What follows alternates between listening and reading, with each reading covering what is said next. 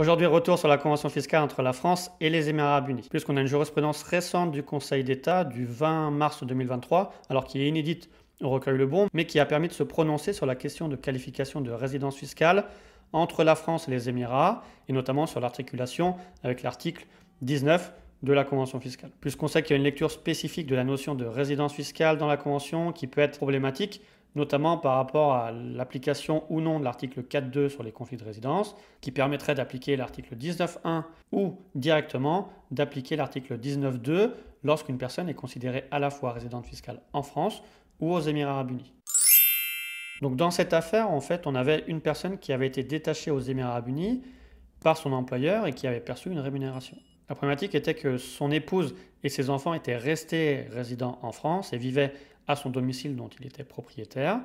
Donc, il a été qualifié comme résident fiscal en France au sens de l'article 4B du CGI, même si finalement il séjournait aux Émirats arabes unis pour le compte de son activité professionnelle. Mais comme il séjournait aux Émirats arabes unis, il était également résident fiscal aux Émirats. Et donc, il était résident fiscal à la fois en France et aux Émirats arabes unis,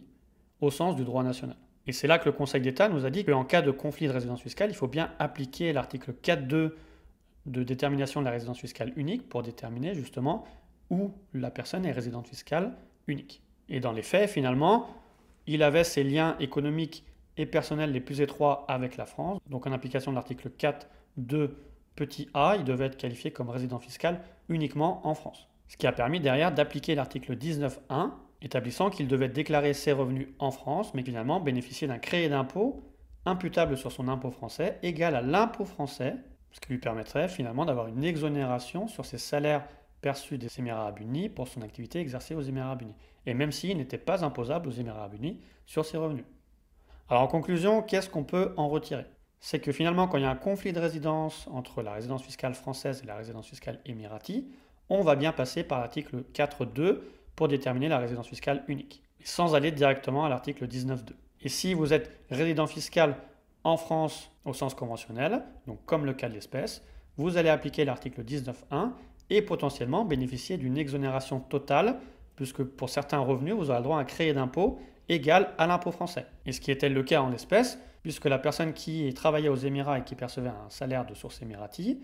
devait déclarer ses salaires en France, mais bénéficier d'un crédit d'impôt égal à hauteur de l'impôt français, même s'il ne payait pas d'impôt aux Émirats.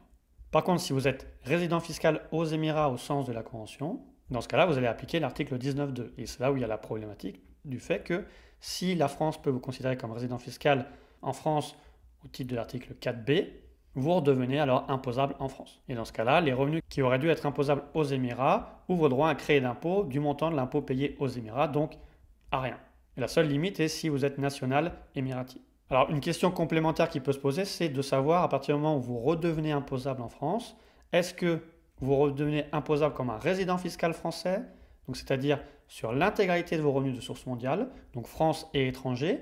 ou alors comme un non-résident fiscal français, avec une imposition sur tous vos revenus de source française, même si la convention fiscale entre la France et les Émirats arabes unis aurait dit que si vous êtes résident fiscal aux Émirats, certains revenus de source française sont uniquement imposables aux Émirats. Et c'est également une autre difficulté d'interprétation, lequel on va laisser le juge se prononcer, mais on tient quand même à vous informer que nous, on avait posé la question déjà à l'administration fiscale, et que pour elle,